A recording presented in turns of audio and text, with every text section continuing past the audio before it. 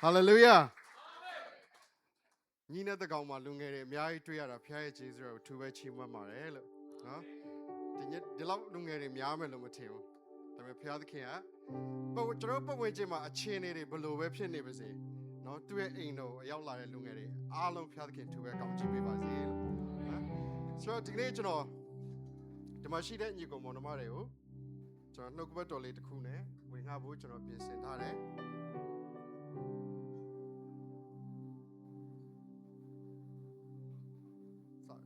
Double low limit.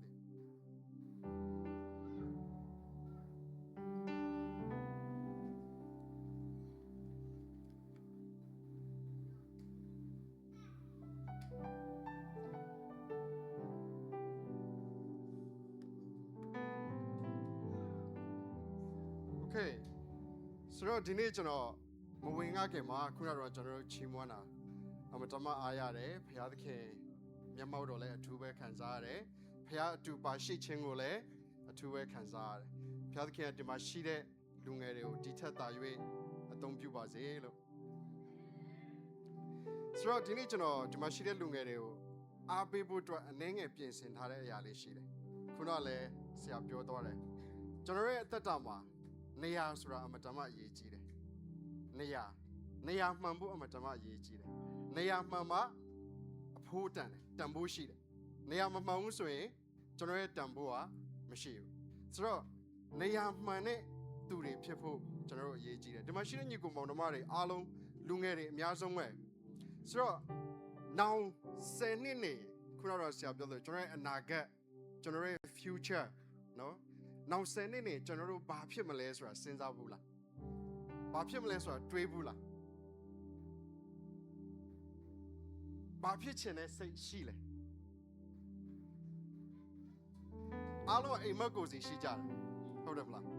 Malaysia Lareche Male, a mud in a Lajarabe. Tatiana and Thomas of Vilare to Rishide. No? The show solution is Sani Jodobi. Sagane, and then say, Tiro to Rishide. Damage general a muddy account him aboard you. No? Damage pay out the king. Alo did up. No, pay alo did up. So, a muddy account boy and what? General go pay up yes and tare. General drop pay out the king, yes and tare. Nea Yapu and what? General at that tamale. Nea money at that shambo and Matama Yeji up. No? So, General Nea Mamus or General Tambo machine. General Gamo Mashide Zabin later be oh. No, General Zabin, Memia Nene, Shampoo, Gonzari, Donjaramala. Gonshoi, Gonzari, Done, General Zabin, General Yan Tambo Tare. Right? Alum Tambo Tare. See Gonzari Wavy Lane. Diamond X Zabin Lea. Himbagano Yodore change and Buffy Dole. Hindabaganoa. Oh, disgusting. Right? Massagino. Hold on, Zabin Mui Bare. Exabia. You know, General Tambo Target Yam Hobula. Balule, Nea Madolo. Gamo Master Babile, Tambo Taji or Kare. Dame Himbagano Yodore Kama, Babile, Junze Apship Yondore. I doubt to Machine Lungari Alo. Mimi Tambo Shipo to General Nea Mama Shipo Yechi. Hallelujah. General Nea Mama Shini Madale, General Tambo Shimapia. Teenager or a pay down to a penny, Tane sheet, Tapani out sheet. Tapani out sheet or teenager two pay 2 tali will collide. Tare Laone Denying Leare Mino Bo was since that taking it in Naile. I nine Leo Milna may be made. May you do it. And I do that. Denying late alone, Paloma, like Bo was in Zamoy. That we met Bama Tambo Machida to say them. No? And it. Two pia Babioles, who be the way. May a house I might toy on Chiguade. And I do that I nine leo, a house I you do a house I might toy on. Toy on a come on Babioles, or I house anyway. The say be made it. $10 be made it. No? Dollar to say be made it. I do I nine leo paying like a pay a nine ya. Dollar to save it then. Dollar to save it then, so I do pia. Who be the way in it. 9 pin sign. Refurbished load in Yama. Yami young in Yama, mean to me. And I to Dalia, I nine leo you to Abroma, 9 pins I to Abroma, Toyan. Toyone come a midnight yard. 100ပေးမယ်တဲ့အဲ့နဲ့သူအဲ့နိုင်လေးကိုကင်ပြီးပြန်လာတယ်အဖေ100ပေးတယ်အဲ့ဒါဆိုလို့ရှိရင်မင်းအခုဒီcollectors ပေါ့နော်ရှေ့ဟောင်းပစ္စည်းတွေကိုစုဆောင်တဲ့သူစီမှာတွားရောင်းကြည့်သူကအဲ့နိုင်လေးကိုယူပြီးတွားရောင်းတဲ့အခါမှာဗာလဲအဲ့နိုင်ကို1000ပေးတယ်တဲ့အဲ့ဒါနဲ့သူ့ဖေကိုသူလာပြောအဖေအဲ့မှာကျွန်တော်1000ပေးတယ်1000တောင်ရပြီတားရောင်းလိုက်မယ်အဲ့သူ့ဖေကပြောလဲဆိုတော့ okay အဲ့ဒါဆိုလို့ရှိရင်တကယ်သူတေသနာပညာရှင်နော် archaeologist ရှေးဟောင်းပစ္စည်းတွေကိုလေ့လာတဲ့ထိမ့်သိမ်းတဲ့သူစီမှာမင်းတွားရောင်းကြည့်ဆိုသူအဲ့ဒီနိုင်လေးကိုယူပြီးတော့မှတွားတဲ့အခါမှာမင်းနိုင်ရအရန်ရှားပါတယ်အရန်ရှေ့ကြားတဲ့နိုင်ဖြစ်တယ်အဲ့တော့မင်းရဲ့နိုင်ရ1 million လောက်တန်တယ်ဆိုပြီးတော့မှသူကပြောတယ်ဆိုတော့ဒီနေ့ကျွန်တော်တို့အသက်တာမှာလည်းဒီတိုင်းပဲနေရာမမှန်တရွေ့ကျွန်တော်ရဲ့တန်ဖိုးအမှန်ကိုသိရမှာမဟုတ်ကျွန်တော်ရဲ့တန်ဖိုးအမှန်ကိုသိဖို့အတွက်ကျွန်တော်တို့နေရာမှန်ကိုရောက်ဖို့လိုတယ်နေရာမှန်မှာရှိဖို့လိုတယ်ဆိုတော့ဖယားသခင်ကကျွန်တော်တို့ဘယ်နေရာမှာထားလဲဆိုတာအရေးကြီးတယ်ဘာလို့လဲဆိုလို့ရှိရင်ကျွန်တော်တို့ kitchen ထဲမှာမိဖို့ကြောင်ထဲမှာပကံဆေးဖို့ပဲဖယားရွေးထားတာမဟုတ် hallelujah ဖယားသခင်ကကျွန်တော်တို့ဇပွဲတို့လုပ်ဖို့ပဲသူရွေးထားတာမဟုတ်ဖယားမှာအကြံစီရှိတယ်ဘာလို့လဲဆိုလို့ရှိရင်ကျွန်တော်တို့သူ့ရဲ့အသွေးနဲ့ရွေးဝယ်ပြီးတော့မှသားနေရာမှာထားရတာဖြစ်တယ်သားဆိုရင်အမွေခံရတယ်ကျွန်တော် prosperity gospel ကျွန်တော်မဟောပါဘူးဒါပေမဲ့ဖယားသခင်ကမိတ်ဆွေတို့အားလုံးအတွက်ကြွယ်ဝတဲ့အကြံစီရှိတာဖြစ်တယ် hallelujah ဒီမှာအထူးသဖြင့်လူငယ်တွေအတွက်ဖယားသခင်ကတိထက်ပိုပြီးတော့မှနေရာမှာဖယားထားခြင်းတယ်ဒီထက်ပိုပြီးကောင်းတဲ့နေရာမှာဖယားသုံးခြင်းတယ်နော်ဆိုတော့အဲ့ဒါကြောင့်မို့လို့ तू ကဘာဖြစ်လဲသူ့ရဲ့အသွေးနဲ့ရွေးပြီးတော့မှဝယ်ထားတာပေါ့နော်အဲ့ဒါကြောင့်ဒီမှာရှိတဲ့ညီကိုမောင်နှမတွေတင်တို့လောက်လောကမှာတန်ဖိုးရှိတဲ့အရာဘယ်အရာမှမရှိဘူးပြောလိုက်ပါဦးဘေးကတငယ်ချင်းကိုနင်းလောက်လောကမှာတန်ဖိုးရှိတဲ့သူဘယ်သူမှမရှိဘူးလို့ပြောလိုက်နော်ဘယ်အရာမှမရှိဘူးလို့ကျွန်တော်တို့ဖယားသခင်ရှေ့မှာတကယ် precious အဖို့တန်တွေဖြစ်တယ်အဖို့တန်ယတနာတွေဖြစ်တယ်အဲ့ဒါကြောင့်ကိုယ့်ရဲ့တန်ဖိုးကိုသိဖို့လိုတယ်နော်ကိုယ့်ရဲ့တန်ဖိုးကိုသိပြီးတော့မှကိုယ်တန်ဖိုးနဲ့တန်တဲ့နေရာမှာနေတတ်တော်သူတွေဖြစ်ဖို့အရေးကြီးတယ် hallelujah ဆိုတော့ကျွန်တော်တို့ဒီကျမ်းစာလေးကိုအားလုံးတူတကွဖတ်ကြည့်အောင်နော်ယေရမိအနာဂတ်ကျမ်းခန်းကြီး29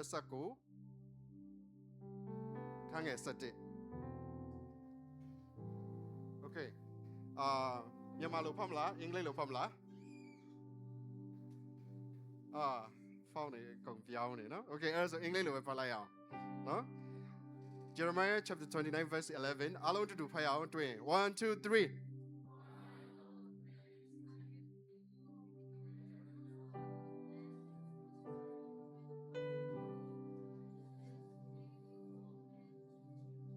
hallelujah ဒီမှာကျွန်တော်အရန်ခွန်အားရတဲ့အရာပါလဲသိလား declares the Lord ဖယားသခင်ပြောတာမဟုတ်ဘူးနော် declare ဆိုတာဖယားကကြွေးကြော်တာအခိုင်အမာပြောတာ surely ငါမှအကြံစီရှိတယ်မင်းတို့အတွက်အဲ့ဒီအကြံကပါလဲ prosper ဖြစ်ဖို့ဖြစ်တယ်မင်းတို့ကြွယ်ဝဖို့ဖြစ်တယ်ပြီးလို့ရှိရင်မင်းတို့ငြိမ်သက်ခြင်းရှိဖို့ဖြစ်တယ်မင်းတို့အနာဂတ်မှာကောင်းစားဖို့ဖြစ်တယ်လှပတဲ့အနာဂတ်တွေရဖို့ဖြစ်တယ်ဒါဖယားသခင်ရဲ့အကြံစီအဲဒါကြောင့်ကျွန်တော်တို့ညင်းလို့မရဘူးမိတ်ဆွေဒီမှာရှိတဲ့ညီကိုမောင်တို့မအားလုံးအတွက်ဖယားသခင်ကအလှပဆုံးအနာဂတ်ကိုသူပြင်ဆင်ထားပြီးသားအဲ့ဒီအလှပဆုံးအနာဂတ်ကိုရောက်လားမရောက်လားသွားလားမသွားလားဆိုတာမိတ်ဆွေပေါ်မှာပဲမူတည်တာဖြစ်တယ်ဟာလေလုယာဖယားသခင်ကပြင်ဆင်ထားပေးပြီဖယားသခင်ကမိတ်ဆွေအတွက်ကျွယ်ဝတဲ့အသက်တာရှိဖို့အတွက်သူကပြင်ဆင်ထားပေးပြီသူ့မှာအကြံစီရှိတယ်ဘာလို့လဲဆိုကျွန်တော်တို့မိဘတွေကိုသားသမီးမွေးတာနဲ့ပါလဲတချို့ဆိုမမွေးခင်တည်းကကိုသားသမီးတို့အကောင်းဆုံးအိယာလေးတွေစုတယ်အကောင်းဆုံးအင်ကြီးလေးတွေချုပ်တယ်ဟုတ်တယ်မလားကျွန်တော်ယေရှုကအသွေးနဲ့ရွေးဝယ်ထားတဲ့သူ့ရဲ့သားသမီးတွေဖြစ်တယ်ဟာလေလုယာဆိုတော့ကျွန်တော်တို့အတွက်အနာဂတ်အတွက်ကိုဖခင်အကြံစီပြီးသားနော်ဒီမှာရှိတဲ့ကျွန်တော်တို့မြန်မာနိုင်ငံလာတဲ့ညီကောင်မောင်နှမတွေအားလုံးလဲမလေးရှားမှာအခက်ခဲရောက်တယ်ဒုက္ခရောက်တယ်ပြဿနာမျိုးမျိုးရှိတယ်တခါလေကျရင်အလုံးမရှိဘူးဒါပေမဲ့ဘာဖြစ်လဲကိုယ့်ရဲ့သားသမီးကိုကြောင်းရောက်အောင်ပို့တယ် ကျောင်းလာကမပေးနိုင်အသက်ကိုကြိုးစားပြီးပေးကြတယ် why ဘာလို့လဲသူတို့အတွက်အကြံစီရှိလို့သူတို့အတွက်ပိုပြီးကောင်းစေခြင်းလို့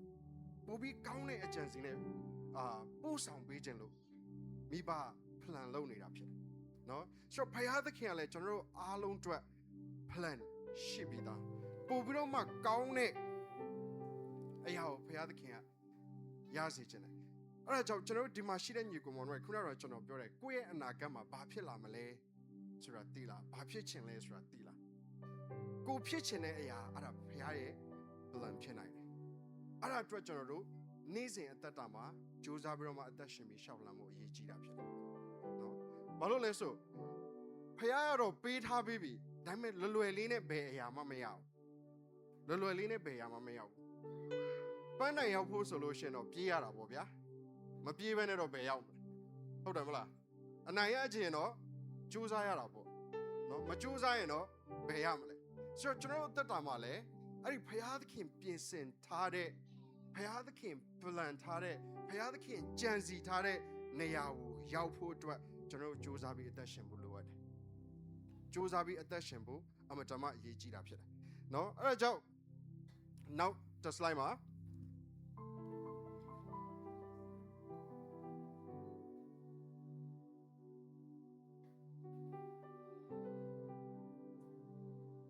နော်ဒါကျွန်တော်တို့အတွက်ဘုရားသခင်ပြင်ဆင်ထားပေးတဲ့အရာဖြစ်တယ်ကြွယ်ဝဖို့ပြီးလို့ရှိရင်ငြိမ်သက်ခြင်းနဲ့အသက်ရှင်နိုင်ဖို့ကျွန်တော်တို့အနာဂတ်အတွက်မျှော်လင့်ချက်နဲ့ပြည့်ဝတဲ့အနာဂတ်ရှိဖို့ဘုရားသခင်ကျွန်တော်တို့အတွက်ပြင်ဆင်ထားပေးတဲ့အရာဖြစ်တယ်အဲ့ဒီနေရာကိုကျွန်တော်တို့လွယ်လေးနဲ့မရောက်နိုင်ဘူးနော်အခုအခြေအနေကိုကျွန်တော်တို့ကြည့်မယ်ဆိုလို့ရှိရင်တစ်ခါလေကြားလို့ရှိရင်မျှော်လင့်ချက်ပျောက်တယ်ဗျနော်မြန်မာနိုင်ငံပြန်မယ်ဆိုရင်လည်းမဖြစ်နိုင်ဘူးကဲမလေးရှားမှာဆက်နေမယ်ဆိုရင်လည်းအဖန်စီရအသက်ကုန်များနော်တတိယနိုင်ငံသွားမလားဆိုလဲမျှော်လင့်ချက်ကမရှိဘူးနော်ဒါပေမဲ့မိတ်ဆွေဘုရားသခင်စီမှာ there is no accident in God မိတ်ဆွေဒီနေရာကိုရောက်လာတာမတော်တဆရောက်လာတာမဟုတ်ဘုရားသခင်စီမှာအကြံစီရှိတယ်အဲ့ဒီအကြံစီကိုကျွန်တော်တို့ဝန်ခံပြီးတော့မှကျွန်တော်တို့အသက်ရှင်ဖို့ပဲအရေးကြီးတာဖြစ်တယ်နော်ဆိုတော့နောက်အဲ့ဒီဘုရားသခင်ကျွန်တော်ခုနကတော့ကျွန်တော်ပြောဘုရားသခင်ကျွန်တော်တို့အတွက်ပြင်ဆင်ထားတဲ့နေရာကိုကျွန်တော်တို့ရောက်ဖို့အတွက်ဘာလုပ်ရမလဲဆိုနောက်တစ် slide ကိုသွားပြလို့ရမလားကျွန်တော်တော်သားဗျာကျွန်တော်အဲ့ဒါမသုံးတတ်ဘူးရှင်နံပါတ်1ကကျွန်တော်ဘာလုပ်ရမလဲဆိုလို့ရှိရင် flee from sin ကျွန်တော်အပြစ်ကနေပြီးတော့မှကျွန်တော်ထွက်ပြေးရမှာဖြစ်တယ်ဘုရားသခင်ကျွန်တော်တို့အတွက်ပြင်ဆင်ထားတဲ့အနာဂတ်ကိုကျွန်တော်တို့တကယ်ရချင်တယ်ကြွယ်ဝတဲ့အသက်တာကျွန်တော်တို့တကယ်ရချင်တယ်ဆိုရင်နံပါတ်1ကျွန်တော်အပြစ်ကနေပြီးတော့မှကျွန်တော်တို့ထွက်ပြေးဖို့အမှန်တမ်းအရေးကြီးတယ်ဒီနေ့ယောသရဲ့အသက်တာကိုကြည့်မယ်ဆိုလို့ရှိရင်အားလုံးသိပါတယ်ဘုရားသခင်သူ့အတွက်ပြင်ဆင်ထားတဲ့နေရာအကြီးအကဲဖြစ်ဖို့ဖြစ်တယ်နော်အေဂုတုမှာဘယင်ခံနေရာမှာနေဖို့အတွက်ဘုရားသခင်ကသူ့အတွက်ပြင်ဆင်ထားတယ်ဒါပေမဲ့သူဖြတ်တန်းရတဲ့ဘဝကိုကြည့်မယ်ဆိုရင်ကျင်းတဲ့ကိုပြစ်ချခြင်းခံရတယ်ညီကောင်မောင်တို့ရဲ့ရောင်းစားခြင်းကိုခံရတယ်အေဂုတုမှာသူလဲကျွန်တော်တို့လိုပဲဒုက္ခတဲ့အနေနဲ့နေရတယ်ကျွန်တော်တို့မှာဒုက္ခတဲ့အနေနဲ့နေပေမဲ့သူဆိုကျွန်အနေနဲ့နေရတာဗျကျွန်တယောက်အနေနဲ့နေရတယ်ဒါပေမဲ့ကျွန်တော်တို့နဲ့သူနဲ့ကပါကွာလဲကျွန်တော်တို့ကဘာဖြစ်လဲအပြစ်ကိုတိုးဝင်ခြင်းတယ်သူကအပြစ်ကနေပြီးတော့မှထွက်ပြေးတယ်အဲ့ဒါယောသရဲ့အသက်တာနော်ဆိုတော့ကျွန်တော်တို့တက်တာမှာလဲကျွန်တော်တို့မလေးရှားမှာဒုက္ခတဲ့အနေနဲ့နေတယ်ဒါပေမဲ့ကျွန်တော်တို့ဒုက္ခတဲ့နဲ့နေတဲ့အခါမှာကျွန်တော်တို့ယောသကဲ့သို့ဖခင်နဲ့အတူအသက်ရှင်တဲ့အသက်တာဖြစ်ဖို့အမတမအရေးကြီးတယ်တခါလေးကျရင်ကျွန်တော်တို့အရက်ဆိုင်ကနေထွက်ပြေးရမယ့်အချိန်တွေရှိတယ်ဗျသိလားအရက်ဆိုင်ကနေထွက်ပြေးရမယ့်အချိန်တွေရှိတယ်တခါလေးကျလို့ရှိရင်စေသုံးတဲ့နေရာနေထွက်ပြေးရမယ့်အချိန်တွေရှိတယ်အဲ့ဒီလိုမထွက်ပြေးနိုင်တဲ့၍မိတ်ဆွေဖခင်ပြင်ဆင်ထားတဲ့နေရာရောက်မှာမဟုတ်ဘူးဆိုတော့တကယ်ဖခင်သခင်ပြင်ဆင်ထားတဲ့ကြွယ်ဝတဲ့အသက်တာကိုရချင်တယ်ရောက်ချင်တယ်ဆိုလို့ရှိရင်ကျွန်တော်တို့အပြစ်ကနေပြီးတော့မှထွက်ပြေးရမယ်ယောသကဲ့သို့အပြစ်ကနေထွက်ပြေးရမယ်ကိုယ့်ရဲ့အသက်တာမှာဖခင်မကြိုက်တဲ့အရာဘာရှိလဲဖခင်မကြိုက်တဲ့အရာဘာလုံးမိလဲအဲ့ဒီထဲကနေပြီးတော့မှကျွန်တော်တို့ထွက်ပြေးနိုင်အောင်ကြိုးစားရမယ်ထွက်ပြေးနိုင်ပြီဆိုလို့ရှိရင်မိတ်ဆွေခြေလန်းတလန်းပုံနီးလာပဲဖခင်နဲ့ဖခင်သခင်ပြင်ဆင်ထားတဲ့ကျွန်တော်တို့အတွက်ပြင်ဆင်ထားတဲ့နေရာကိုရောက်ဖို့အတွက်ခြေလန်းတလန်းပုံနီးလာပြီဖြစ်တယ်နော်ဆိုတော့နောက်တစ်ခုကဘာလဲဆိုရင် ယုံကြည်ခြင်းရှိရမယ်ပြီးလို့ရှိရင်ကျွန်တော်ယူပါယုံထားရမယ်ဖခင်သခင်ကကျွန်တော်တို့အားလုံးယူပါယုံပေးရတယ်ဒါပေမဲ့အဲ့ယူပါယုံပေါ်မှာကျွန်တော်တို့ယုံကြည်ခြင်းရှိရနော်ဒီနေ့အေဂုတုလူမျိုးတွေဣသရေလပြည်အေဂုတုပြည်ကနေပြီးတော့မှဣသရေလလူမျိုးတွေထွက်လာတဲ့အခါမှာဖခင်သခင်ကသူတို့ဘာပြောလဲငါပြလက်တဲ့တော်ပြည်ခါနန်ပြည်ကိုသွားပါတဲ့သူတို့အားလုံးသွားကြတယ်ထွက်လာကြတယ်ဖခင်သခင်နမိတ်လက္ခဏာအမျိုးမျိုးပြတယ်ပင်လယ်ကြီးကိုလည်းနှစ်ချမ်းခွဲတယ်မမြင်ရဘူးလားမြင်ရတယ်ထူးဆန်းတဲ့နမိတ်လက္ခဏာတွေမြင်ရတယ်နော်ဒါပေမဲ့နောက်ဆုံးခါနန်ပြည်ကိုသွားပြီးတော့မှစကောက်လုံးမယ်ဆိုတဲ့အချိန်မှာသွားပြီးတော့မှလေးလာမယ်ဆိုတဲ့အချိန်မှာ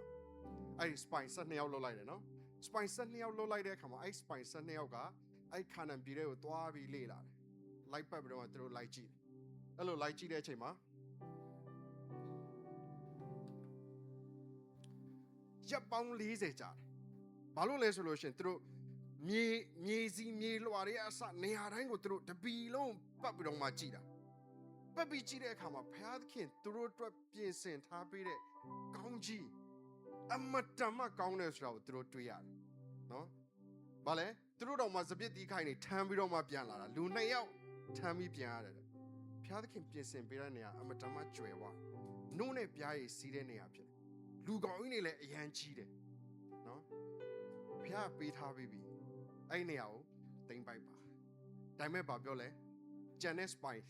10ယောက်ကဘာပြောလဲမဖြစ်နိုင်ဘူးငါတို့တိုက်ရင်ရနိုင်မှာမဟုတ်ဘူးဘာလို့လဲဆိုတော့သူတို့စီမှာယုံကြည်ခြင်းမရှိဘူးဘုရားပေးတဲ့ဂတိပေါ်မှာယုံကြည်ခြင်းမရှိဘူးနော်ဒါပေမဲ့ယောရှုနဲ့ကာလဘာဖြစ်လဲ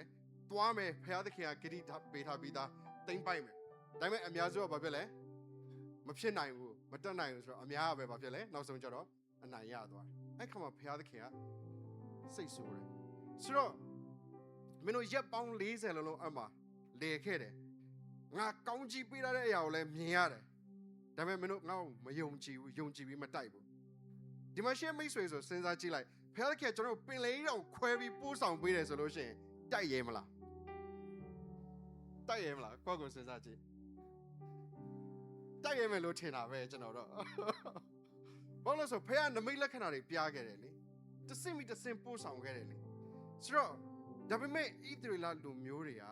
သူတို့မတိုက်ရတဲ့အခါမှာဘာဖြစ်လဲအဲ့ဒီရက်ပေါင်း40တရက်ကိုတစ်နှစ်လုံးနဲ့ကာနာယထဲမှာလဲစီဆိုပြီးသူတို့နှစ်ပေါင်း40ကာနာယထဲမှာလဲတယ်ယုံကြည်ခြင်းနဲ့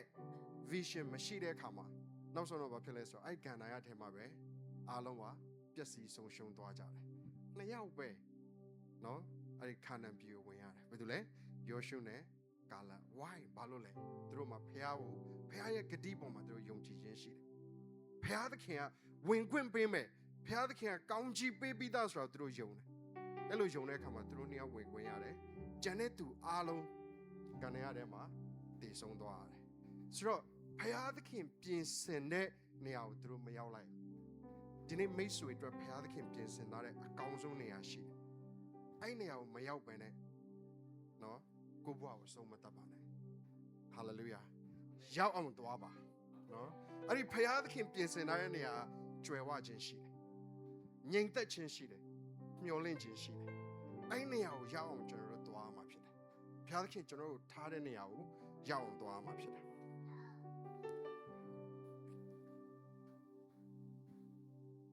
လောကမှာတော့လူတွေကတော့ဘာဖြစ်လဲအခြေအနေတွေထက်ဖခင်ကိုကျွန်တော်တို့အသက်တာမှာပို့ပြီးယုံရဲဖို့အရေးကြီးတယ်ဖခင်ရဲ့ဂတိတော်ကိုယုံရဲဖို့အရေးကြီးတယ်လူတွေကတော့ဖခင်ထက်ဘာဖြစ်လဲကိုယ့်ရဲ့ပတ်ဝန်းကျင်အခြေအနေတွေကိုပို့ပြီးတော့မှယုံကြတယ်ပို့ပြီးတော့မှကြောက်ကြတယ်ဒါပေမဲ့ကျွန်တော်တို့ကိုးကွယ်တဲ့ဖခင်သခင်ကအမတန်မှကြီးမြတ်တဲ့ဖခင်သခင်ဖြစ်တယ်မဖြစ်နိုင်တဲ့အရာ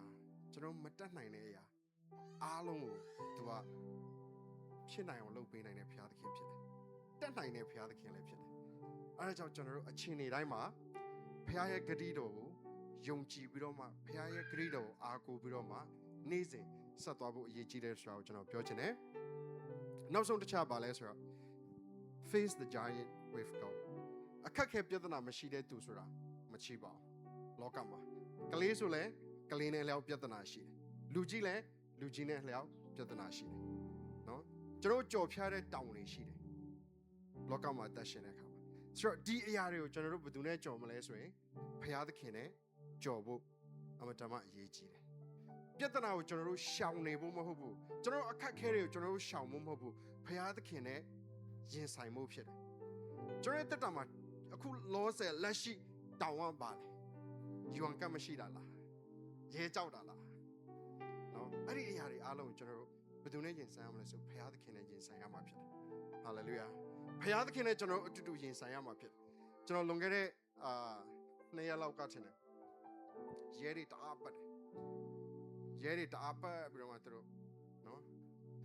ကျွန်တော်အိမ်ပေါ်မှာလည်းကလေးတိတ်တိတ်နေပုံအကုန်လုံးမီးတွေအကုန်လုံးပိတ်ကျွန်တော်အရှိမလဲကားရင်းနေလာအဲ့ဒါရဲတွေအကုန်လုံးပြီးတော့မရှိတော့ဘူးဆိုတဲ့အချိန်ကျတော့ကျွန်တော်အောက်ဆင်းပြီးအေးဝယ်ဖို့သွားတယ်အေးဝယ်ဖို့သွားတော့ကျွန်တော်အမျိုးသမီး2 ယောက်နဲ့ကလေး2 ယောက်တွေ့တယ်ပန်းချုံလေးတွေရဲ့အနာမှာထိုင်နေတာအဲ့ဒါသူတို့ကျွန်တော်တွေ့တော့ဆရာဘယ်သွားဖို့လဲတဲ့ကျွန်တော်အေးသွားဝယ်မလို့ဒီမှာဘာလုပ်နေရလဲဆိုပုံးနေတာရဲကြောင်းလို့ပုံးနေတာဆိုတော့ကျွန်တော်အဲ့ဒါကြည့်တဲ့အခါမှာအရင်စိတ်မကောင်းဖြစ်တယ်နော်သူများနိုင်ငံမှာအဲ့လိုမျိုးလာနေတာဒါပေမဲ့ဒီနေရာကျွန်တော်ရဲ့နေရာမဟုတ်ဘူးမိတ်ဆွေဟာလေလုယာကျွန်တော်တို့နေရာကိုကျွန်တော်တို့ရောက်မှာဖြစ်တယ်နော်ကျွန်တော်တို့ဖခင်သခင်ပြင်ဆင်ထားတဲ့နေရာကိုကျွန်တော်တို့တနေ့ရောက်မှာဖြစ်တယ်အဲ့ဒါကိုကြည့်ပြီးကျွန်တော်အရင်စိတ်မကောင်းဖြစ်တယ်ကျွန်တော်လောဆယ်မလေးရှားမှာရှိတဲ့လူတွေအချင်းတွေကျွန်တော်အထူးပဲအားပေးခြင်းတယ်ယူအန်ကကျွန်တော်တို့ဖခင်မဟုတ်ဘူးကျွန်တော်တို့ကိုးကွယ်တဲ့ဖခင်သခင်ကကျွန်တော်တို့ကွယ်ကာနိုင်တဲ့ဖခင်သခင်ဖြစ်တယ်ဟာလေလုယာအဲ့ဒါကြောင့်ကျွန်တော်ရင်ဆိုင်ရမယ့်အရာတွေအားလုံးကိုကျွန်တော်တို့ရင်ဆိုင်ရမယ့်အခက်အခဲပြဿနာတွေအားလုံးကိုကျွန်တော်တို့ဖခင်သခင်နဲ့ရင်ဆိုင်ပါအခက်အခဲပြဿနာတွေဒုက္ခတွေအားလုံးကိုဖခင်သခင်နဲ့ရင်ဆိုင်ပါဘာလို့လဲဆိုရင်ခုနကတော့ကျွန်တော်တို့ကြည့်ခဲ့တဲ့ယောသတ်နော်သူ Spotify မိမတွေးဆောင်တဲ့အခါမှာအဲ့အပြစ်ကနေပြီး तू မထွက်ပြေးဘူးဆိုရင် तू ဘယင်ကံဖြစ်လာမှာမဟုတ် तू အဲ့အပြစ်ကနေပြီး तू ထွက်ပြေးလို့ तू ထောင်ကြတာအဲ့အပြစ်ကနေတော့ तू ထွက်မပြေးလို့ရှိရင်လုံးဝ तू ဖျားထားတဲ့နေရာကိုရောက်မှာမဟုတ်ဒါပေမဲ့အဲ့အပြစ်ကနေ तू ထွက်ပြေးတဲ့အခါမှာ तू ထောင်ကြတဲ့အခါမှာဖလားတော့ဝင်စားတော့ဝင်နဲ့တွေ့တော့ဘာဖြစ်လဲ तू ဘယင်ကံဖြစ်လာတယ်ဆိုတော့ဒီနေ့ဒါဝိဒ်ရဲ့တက်တာမှာလည်းဒီတိုင်းပဲသူ့ရဲ့ပြဿနာအခက်ခဲရပါလဲအကြီးပဲသူ့ထက်အများကြီးပိုကြီးတယ်ဒါပေမဲ့သူဘယ်သူနဲ့ရင်ဆိုင်လဲဆိုဘုရားသခင်နဲ့သူရင်ဆိုင်တယ်ဘုရားသခင်နဲ့သူရင်ဆိုင်တယ်ဘုရားသခင်နဲ့ရင်ဆိုင်တဲ့အခါမှာဒီပြဿနာကိုသူနိုင်ရတဲ့အခွင့်ဘုရားသခင်ကပေးတယ်အဲ့ဒီပြဿနာတွေကိုကျွန်တော်တို့မရင်ဆိုင်မဲနဲ့ဒါဝိဒ်လည်းအဲ့ပြဿနာကိုမရင်ဆိုင်မဲနဲ့သူဘယင်ဖြစ်လာမှာမဟုတ်ဘယင်ဖြစ်လာဖို့လုံးဝမရှိဘူးဒါပေမဲ့ဒီပြဿနာကိုသူဘုရားသခင်နဲ့ရင်ဆိုင်တယ်ဘုရားသခင်နဲ့သူတိုက်ခိုက်တယ်ဘုရားသခင်နဲ့သူအောင်မြင်တဲ့အခါမှာဘုရားသခင်သူ့အတွက်ပြင်ဆင်တဲ့ပန်းတိုင်နော်ဘယင်ဖြစ်ဖို့အတွက်ဖြစ်လာတာဖြစ်တယ်ဆိုတော့ဒီကနေ့ဒီမှာရှိတဲ့ညီကောင်မောင်နှမတွေအားလုံးမိတ်ဆွေအတွက်ဘုရားသခင်ပြင်ဆင်ထားတဲ့နေရာဘယ်နေရာလဲဆိုတာကျွန်တော်မသိဘူးတချို့အတွက်ဆရာဝန်ဖြစ်နိုင်တယ်လို့တချို့အတွက် engineer လည်းဖြစ်နိုင်တယ်တချို့အတွက်စီးပွားရေးလုပ်ငန်းရှင်တွေလည်းဖြစ်နိုင်တယ်တချို့အတွက်ဘုရားသခင်ခေါ်ရတဲ့ဘုရားကြီးကျယ်အသုံးပြုတဲ့အမှုတော်ဆောင်တွေလည်းဖြစ်နိုင်တယ် minister တွေလည်းဖြစ်နိုင်တယ်ကဘာပတ်ပြီးတရားဟောမဲ့သူတွေလည်းဖြစ်နိုင်တယ်ဒါပေမဲ့မိတ်ဆွေအဲ့နေရာကိုရောက်အောင်သွားဖို့အတွက်ကျွန်တော်တို့လုပ်ရမယ့်အဓိက၃ချက်ရှိတယ်နံပါတ်1တစ်ချက်ကျွန်တော်တို့ဘာလုပ်ရမလဲအပြစ်ကနေပြီးတော့မှကျွန်တော်တို့ထွက်ပြေးရမယ်เนาะအပြစ်ကနေပြီးထွက်ပြေးရမယ်နံပါတ်2တစ်ချက်ကျွန်တော်တို့ဘုရားရဲ့ဂတိတော်တွေကိုယုံကြည်ရမယ်ပြီးလို့ရှိရင်ကျွန်တော်ယူပါယုံထားရမှာဖြစ်တယ်နောက်ဆုံးအနေနဲ့ကျွန်တော်ရင်ဆိုင်ရတဲ့အခက်အခဲပြဿနာတွေအားလုံးကျွန်တော်ဘုရားသခင်နဲ့အတူတူတိုက်ရမှာဖြစ်တယ်ဘုရားသခင်နဲ့အတူတူတိုက်ရမှာဖြစ်တယ်အဲ့လိုဘုရားသခင်နဲ့တိုက်တဲ့အခါမှာအောင်မြင်တဲ့အခါမှာမိတ်ဆွေဘုရားသခင်ပြင်ဆင်တဲ့နေရာကိုရောက်မှာဖြစ်တယ်ဘာလို့လဲဆိုရင်ဒါဝိဒ်ကတိုးကြောင်းတဲ့အချိန်မှာသူ့ရဲ့တိုးတွေအတွက်နော်စကြက်စိမ့်လန်းသောကြက်စားရ yes ဆိုတဲ့စကြက်ကိုရောက်ဖို့အတွက်သူအရင်ရှာတယ်သူအရင်ရှာပြီးတော့မှအဲ့စိမ့်လန်းသောကြက်စားရက်ကိုသူရှာတယ်ဒါတိုးထိန်ပါပဲ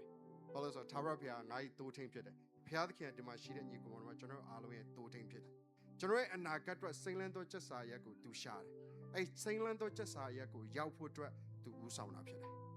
အဲ့စိမ့်လန်းသောချက်စာရက်ကိုသွားနေတဲ့အချိန်မှာလန်ခီမှာကြောက်ခဲတွေကြော်ရတဲ့အချိန်ရှိမယ်တောင်တွေတားတဲ့အချိန်ရှိမယ်စူးတွေဖျားတဲ့အချိန်တွေရှိမယ်ဒါပေမဲ့ဖျားသခင်ခက်ခဲလုံးပါတယ်အစင်မပြေပါဘူးဆိုကျွန်တော်ဆက်မလိုက်ဘူးဆိုရင်ကျွန်တော်ဖျားသခင်ပြင်ဆင်တဲ့နေရာကိုရောက်မှာမဟုတ်ဘူးဟာလေလုယာဆိုတော့ဖျားသခင်ပြင်ဆင်တဲ့နေရာကိုရောက်ချင်တယ်ဆိုရင်နော်ခုနပြောတဲ့နော်ကျွန်တော်ဖျားသခင်နောက်ကိုလုံလုံလည်လည်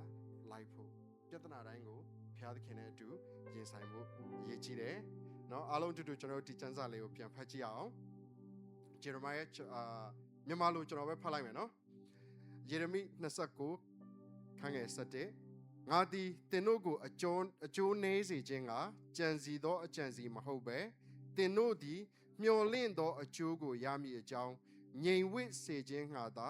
သင်တို့အဖို့ကြံစီသောအကြံစီကိုငါသိ၏တဲ့ဘုရားသခင်ဒီမှာရှိတဲ့ညီကောင်မောင်တို့မှာအရောက်စီတိုင်းအတွက်ကြံစီထားတဲ့အကြံစီကိုအမြန်ဆုံးရောက်ရှိတော်သူတွေဖြစ်ဖို့အရောက်စီတိုင်းကိုအထူးပဲဖျားရှင်ကောင်းချီးပေးပါစေကျွန်တော်အားလုံးအတူတကွမတည့်ရပြီးတော့မှနော်အဆုံးသတ်ဖို့အချိန်ဖြစ်ပါတယ်လို့